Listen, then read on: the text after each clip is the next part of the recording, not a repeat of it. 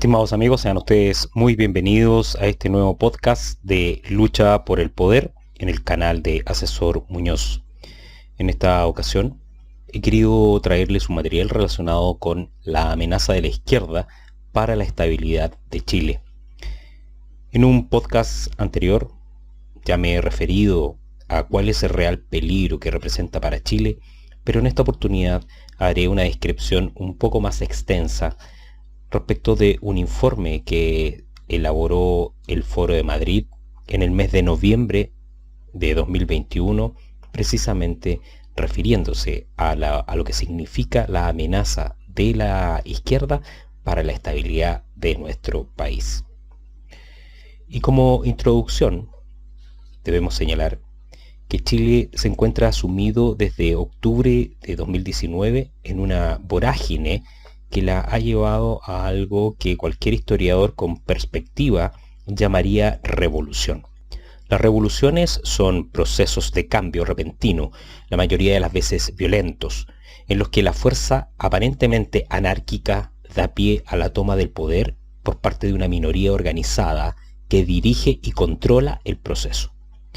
Sin que ello deje de ser cierto, el proceso chileno revela una particularidad en tanto no se vislumbró en principio una articulación política de la revuelta.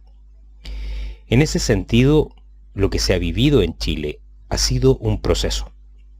Se ha ido adquiriendo cierta praxis política, se ha ido imponiendo una visión histórica, incluso se ha buscado reivindicar a quienes participaron activamente en hechos delictivos, como por ejemplo robos con violencia, incendios o intentos de homicidio, entre otros, a través del indulto presentado a tramitación en el Senado en el mes de diciembre de 2020 y que ha contado con el apoyo de los candidatos presidenciales de izquierda, particularmente de Gabriel Boric, quienes han encabezado este proceso que ha tenido mucho de destrucción. Hoy son una opción de razonable triunfo en las próximas elecciones presidenciales.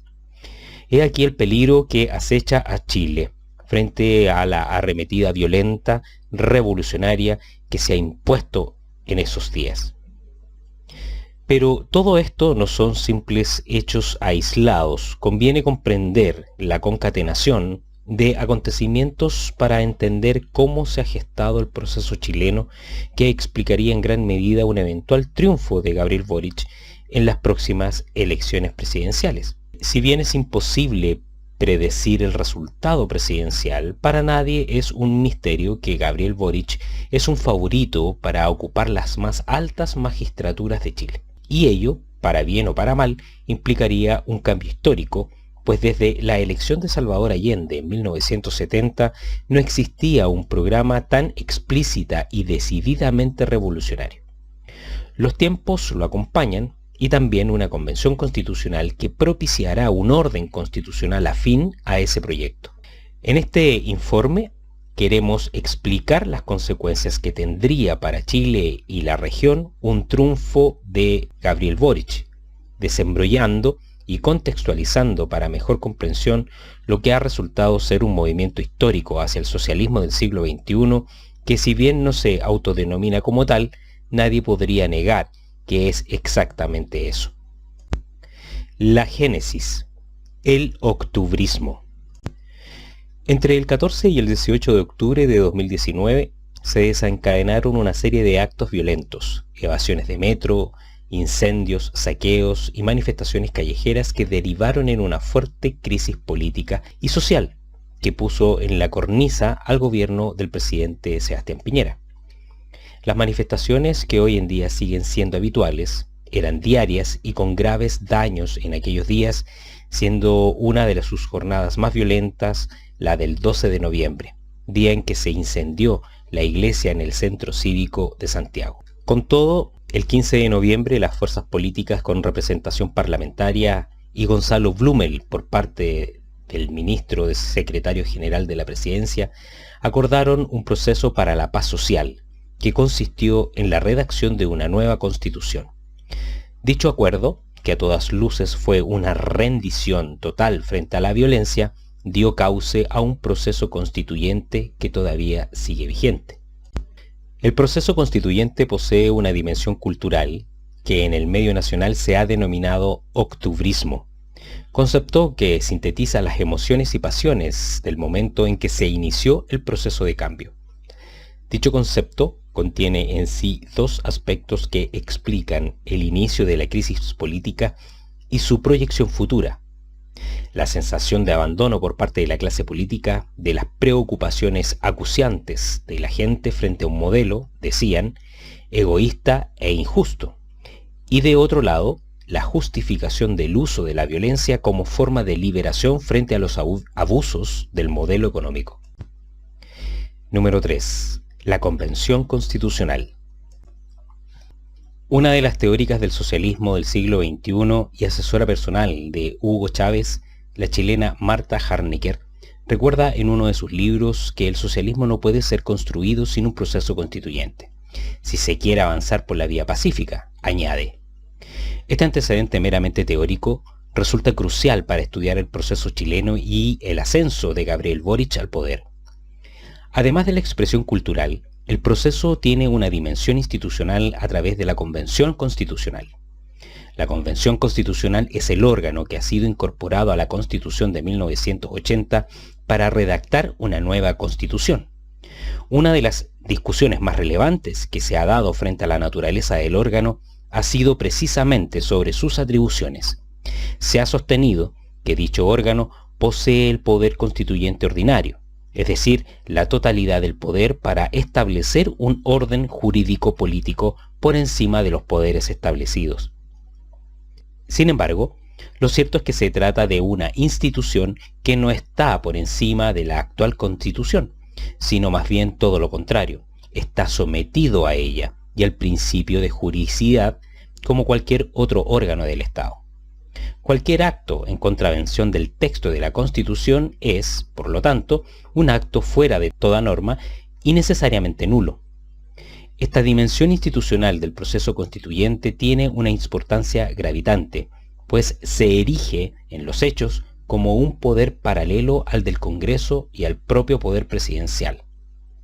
José Joaquín Brunner, sociólogo chileno, ha explicado el rol de la Convención Constitucional más allá de los términos estrictamente normativos. Ha dicho que la Convención es la manifestación de un dispositivo revolucionario, un poder dual que sería indispensable para la desestabilización y la liquidación del antiguo régimen. La Convención, en esta concepción, representa el espacio llamado a darle representatividad al pueblo frente al orden antiguo, razón por la que debe concentrar para sí todo el poder. Pero la pregunta es, ¿de dónde surge la Convención Constitucional? El 15 de noviembre de 2019, luego de intensas jornadas de negociación política presionadas por la violencia callejera, se firmó un pacto por una nueva Constitución, en el que se estableció un itinerario político constitucional de medio plazo. Dicho itinerario iniciaba con la redacción y promulgación de una reforma constitucional que habilitara el proceso y que debía abordar los siguientes puntos. 1. Un plebiscito de entrada en el que se consultara a la ciudadanía si quería o no una nueva constitución, y una segunda papeleta en la que se consultara sobre el órgano que redactaría la nueva constitución, un órgano llamado Convención Constitucional compuesto por 155 miembros elegidos para el efecto, u otro denominado Convención Mixta Constitucional de 155 miembros, de los cuales 78 serían elegidos por sufragio universal para el efecto y los otros serían parlamentarios en ejercicio escogidos por sus pares para formar parte de la convención. 2. De resultar ganadora la opción apruebo, la convocatoria a elecciones de los miembros de la Convención Constitucional o Convención Mixta. 3. Realizadas las elecciones, debía constituirse la convención que resultara triunfante en las urnas. La reforma constitucional que habilitó el proceso estableció que dicha convención debía ser convocada por el presidente de la República para comenzar a funcionar. La convención tendría un plazo de 9 meses para funcionar, con la posibilidad de solicitar una prórroga de 3 meses. 3. Una vez terminado el proceso de redacción, debe convocarse a un plebiscito de salida en el que todos los ciudadanos mayores de 18 años deberán aprobar o rechazar la nueva Constitución. De resultar ganadora la opción apruebo, queda derogada orgánicamente la Constitución vigente. En cambio, si resultara triunfante la opción rechazo, seguirá vigente la Constitución. Un último aspecto no considerado originalmente fue la composición paritaria y de pueblos indígenas en la Convención. Esto se planteó como una reforma distinta a la pactada, que finalmente fue aprobada, estableciendo dos cuestiones que resultan gravitantes. 1. Representación paritaria. Se fijó un mecanismo que permitiera una representación igual de mujeres y hombres en la Convención. Dicho mecanismo consistió en una corrección en aquellos lugares en que hubiese sobrerepresentación de un sexo. 2. Representación de pueblos indígenas. Se estableció una representación de 17 escaños para pueblos indígenas de los 155 totales. Dicha representación, de forma proporcional, se dividió entre los diversos pueblos indígenas, siendo preponderante la representación del pueblo mapuche. 3. Disminuyen los requisitos para candidaturas independientes. Dicha disminución de requisitos terminó por jugar en contra de los conglomerados tradicionales. Finalmente, se constituyeron listas de independientes que agruparon diversas organizaciones de izquierda, siendo las más conocidas la denominada Lista del Pueblo e independientes no neutrales. El plebiscito de entrada fue fijado originalmente para el 26 de abril del 2020. Sin embargo, el avance de la pandemia y las dramáticas circunstancias sanitarias del momento forzaron a un cambio de itinerario, por lo que se fijó el día 25 de octubre del 2020 el plebiscito de entrada y para el 16 de mayo de 2021 las elecciones de los miembros de la Convención. La opción apruebo triunfó con un 78,28% de los votos, 5.892.832 votos. Por su parte, la opción rechazo obtuvo un 21,72%, 1.635.164 votos.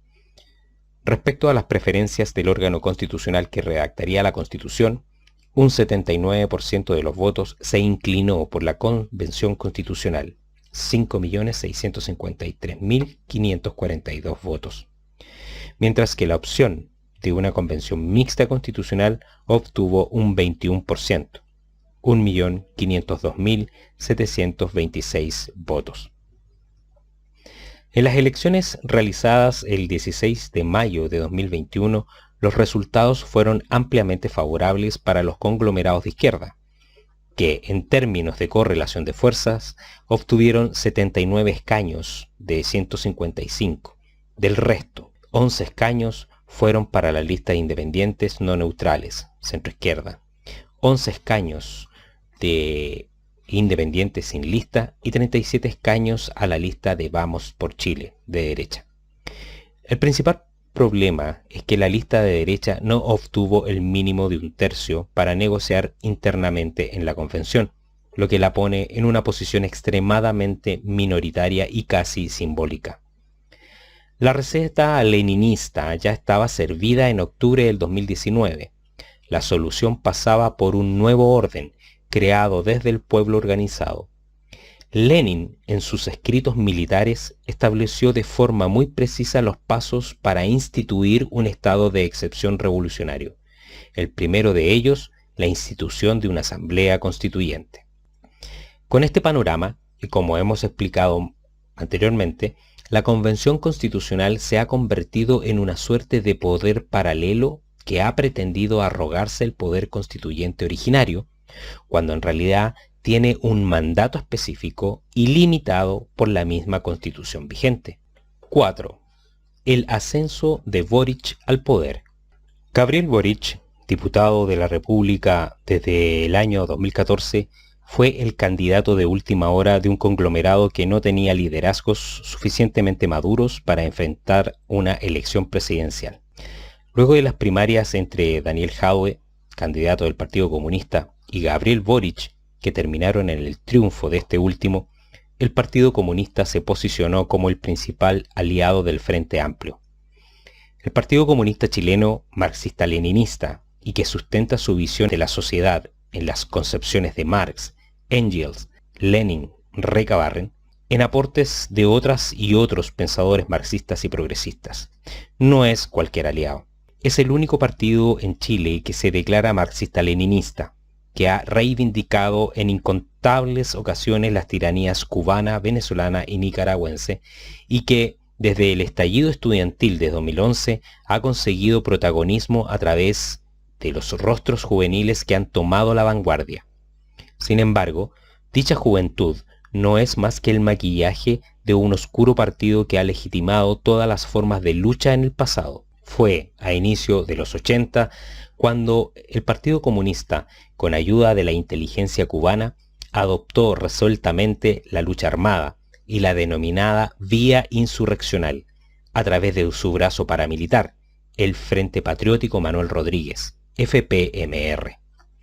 El jefe militar del Partido Comunista, Guillermo Tellier, actual diputado, presidente del PC y candidato al Senado, encabezó el atentado terrorista contra el general Augusto Pinochet y la internación de armas en el sector de Carrizal Bajo, en la región de Atacama, además de otras operaciones terroristas. Pero la justificación y la utilización de la violencia como arma política en el Partido Comunista es pasado y presente. Sin ir más lejos, ha sido uno de sus principales rostros amables, Camila Vallejos, quien ha declarado la vigencia de la lucha armada. En una entrevista al diario El País de España en el año 2012, ella declaró: "El pueblo tiene derecho a combatir en masa la violencia estructural que existe en la sociedad, y nosotros nunca hemos descartado la posibilidad de la vía armada, siempre y cuando estén las condiciones. Sin embargo, en este momento, ese camino está totalmente descartado porque la tensión que hoy día existe es neoliberalismo y democracia".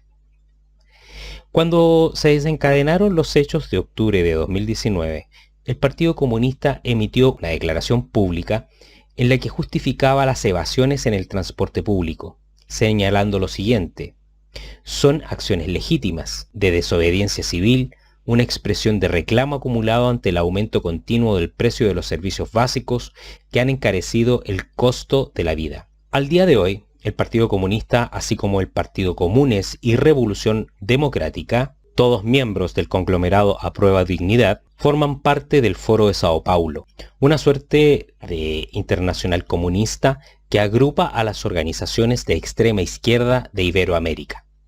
Entre otros, está el Partido Socialista de Venezuela, el partido gobernante, y el Partido Comunista de Cuba. Podríamos seguir, pero estimamos que ha quedado meridianamente claro quiénes son los principales aliados del candidato presidencial de la extrema izquierda. Es importante tener en cuenta que esta elección presidencial no es una elección más. El contexto país le da una importancia capital.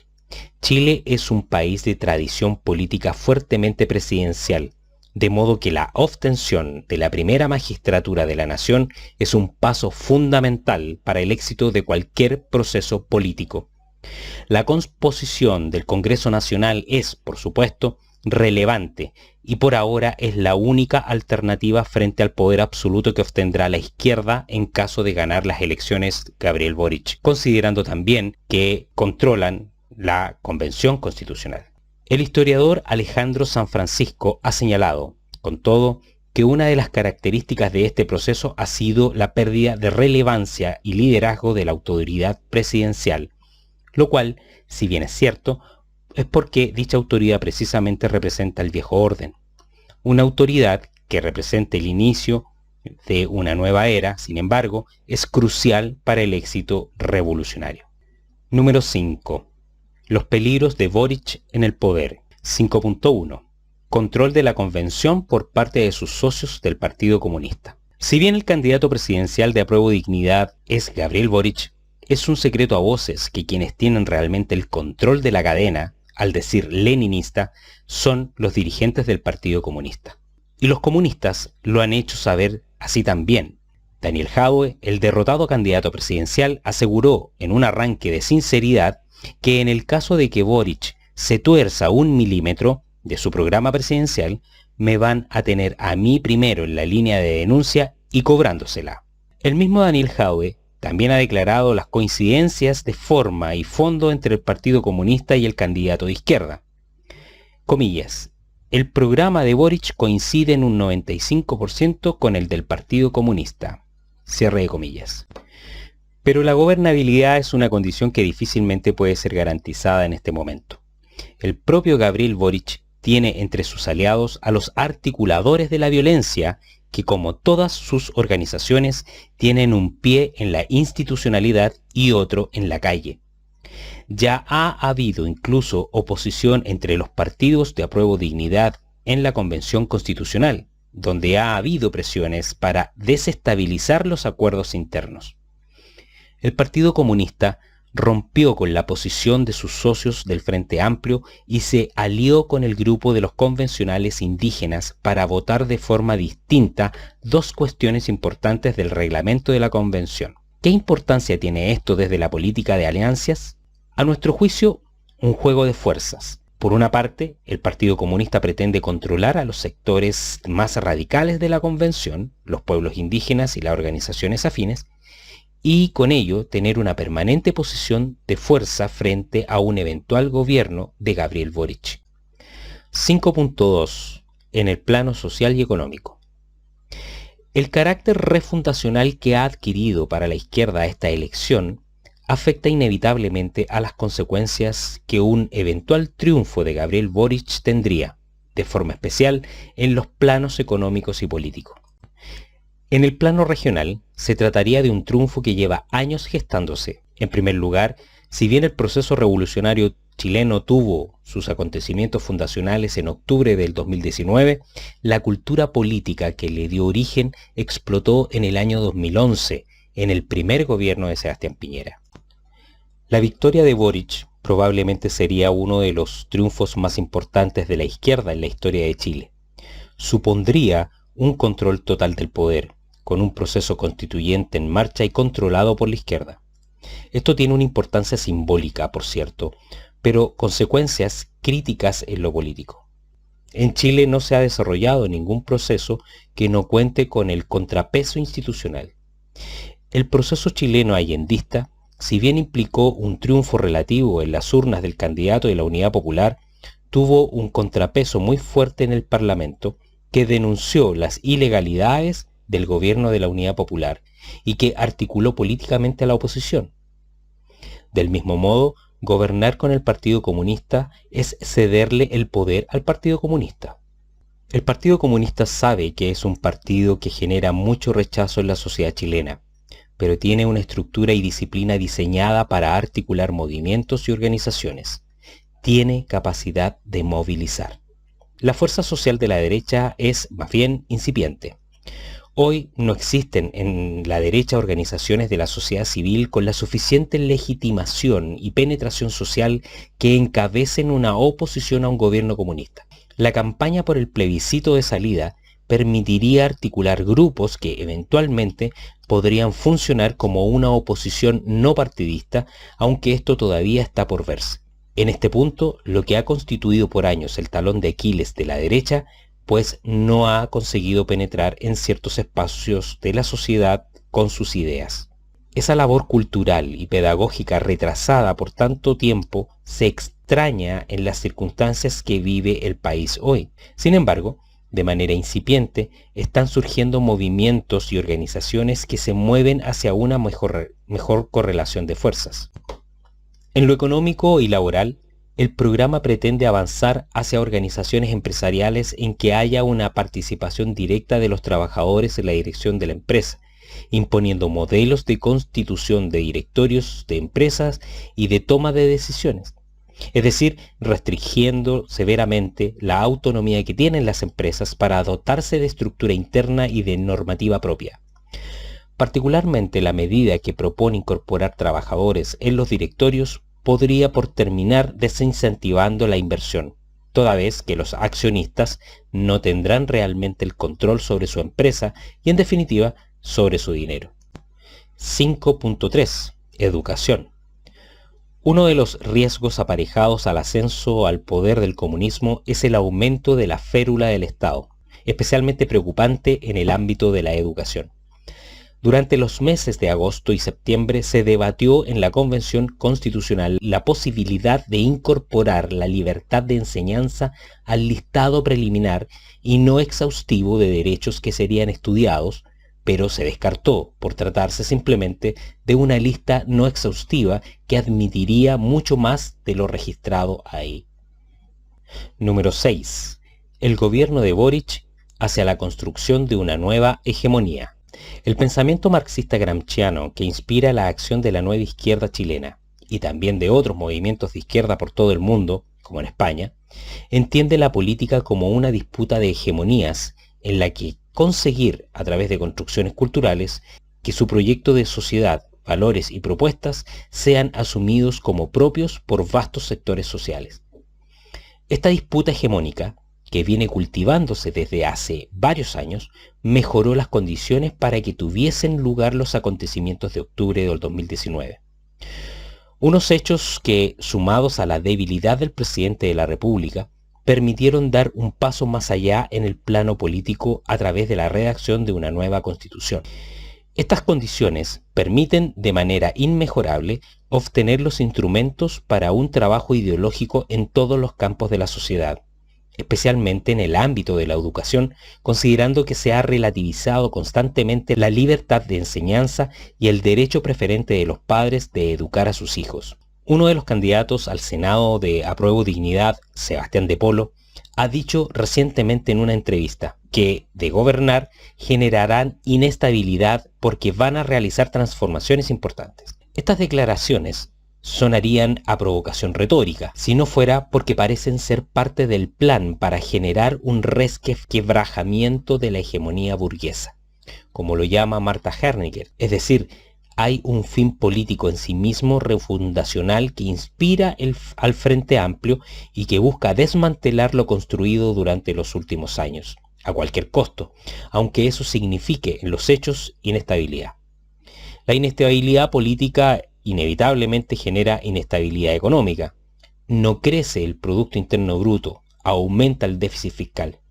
Y esta, a su vez, genera problemas sociales graves. No es que el equipo de expertos desconozca estas consecuencias, es que simplemente las buscan porque permiten avanzar en un sentido distinto, que es generar un modelo de desarrollo alternativo basado en relaciones de producción nuevas. Lo cierto es que pretende asociarse ese objetivo político a un sistema económico que ignora cuestiones fundamentales y que termina por fracasar en su objetivo, haciendo fracasar también a los países en los que se aplica. Número 7. Conclusiones. El proyecto de gobierno de Apruebo Dignidad no es un programa de gobierno que pueda garantizar estabilidad, más bien al contrario. Y aún obviando las declaraciones de sus líderes, se trata de un programa que busca construir un nuevo orden a costa de la destrucción del orden vigente. Este reemplazo se está gestando, en primera instancia, en la Convención Constitucional, donde hay una abrumadora mayoría de izquierda, frente a una testimonial fuerza de derechas cuya influencia es limitada. Por otro lado, inevitablemente, el asentamiento de un nuevo orden requiere de una conducción política que hace imprescindible la conquista de la autoridad presidencial, pues Chile es un país de tradición presidencial. Dicha opción se ha matizado tácticamente, pero como hemos visto en este informe, el aliado más organizado del candidato de Apruebo Dignidad es el Partido Comunista de Chile, lo que hace presumir desde ya una influencia clara y evidente de este partido en la dirección del país. Pues bien, este es el documento, el informe que ha elaborado el Foro de Madrid respecto de la situación actual en que se encuentra el proceso eleccionario de nuestro país, con miras eventualmente a un posible gobierno de Boric. Con esto se refuerza aún más la idea que el real peligro que tiene Chile en este momento, más allá de que pueda ser elegido o no uno u otro presidente en las próximas elecciones, es precisamente la Convención Constitucional, que es el órgano que se ha construido artificialmente para imponer la línea directiva del Partido Comunista de Chile. Si le ha gustado este video, agradeceré que lo comparta entre sus redes. No olvide darle like y compartirlo con todas las personas que usted crea que puedan necesitar de esta información. Además, suscríbanse al canal si aún no lo han hecho, activando además la campanita para que puedan ser notificados cada vez que se sube algún material. Soy Asesor Muñoz, consultor y asesor en seguridad estratégica corporativa y además perito forense. Nos vemos en un próximo podcast. Hasta pronto.